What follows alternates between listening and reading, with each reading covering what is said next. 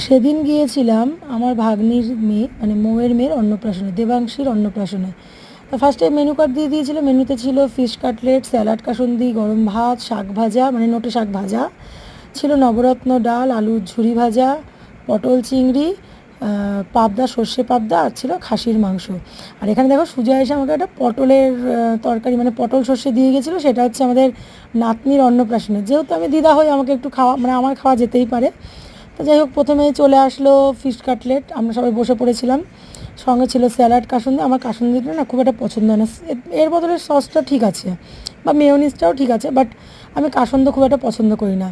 তো স্যালাডটা একটু বেশি করে নিয়েছি। আর খেতে বসতে কিন্তু আমাদের অনেক অনেক বেলা হয়ে গেছিলো। তা ভাতটাও বেশ গরম গরমই ছিল, আর সঙ্গে ছিল নোটে শাক ভাজা। এদের এই সাইডটাতে না মানে দেখেছি বেশ চন্দননগর, ওদের বাড়িতে যেহেতু মানকুণ্ডতে, এরা দিকটাতে শাক ভাজাটা মাছ এদের থাকেই। তা নোটে শাকের ভিতরে বাদাম, তার সঙ্গে ছিল বড়ি, খুব সুন্দর হয়েছিল শাকটা। তার সঙ্গে দিয়ে দিল মানে তারপরেই দিয়ে দিল নবরত্ন ডাল, একটু ঝুরি আলু ভাজা। ডালটাও দারুণ হয়েছিল, আর প্রত্যেক কটা রান্নাই খুব ভালো ছিল। যেহেতু আমার হাতটা ব্যান্ডেজ করেছিল, দেখো খুলেছি, পুরো দাগ হয়ে গেছে। তারপরে চিংড়ি পটল দিয়েছি, কিন্তু পটল চিংড়ির কেসটা হয়েছে কি, পটলটা পুরো গলে গেছিলো। টেস্টটা ভালোই হয়েছিল, কিন্তু পটলটা পুরো গলে গেছে। তো যাই হোক, খেতে না খেতে মানে এত তাড়াহুড়ো করছিল ক্যাটারিংয়ের ছেলেগুলো যে কি বলবো, ঠিক মতন খেতেও দিচ্ছিল না। চিংড়ি পটলটা খাওয়ার পরেই চলে আসলো পাবদা। বড় সাইজের একটা পাবদা মাছ, সর্ষে পাবদা হয়েছিল, ভালো হয়েছিল, ঝালটা একটু কমই হয়েছিল।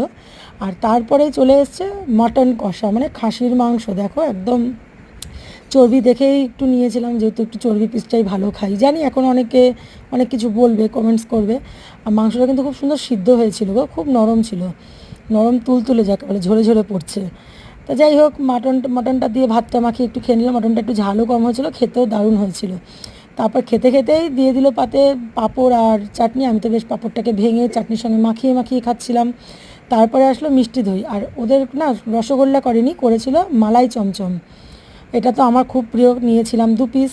তার সঙ্গে দই দিয়ে দিয়েছিল, আর সঙ্গে ছিল অরুণের আইসক্রিম আর হাজমোলা। দেখো অরুণের এই 10 টাকার যে আইসক্রিম সেগুলো করেছিল। খাওয়া দাওয়াটা খুব ভালোই হয়েছিল, অনেকটা বেলা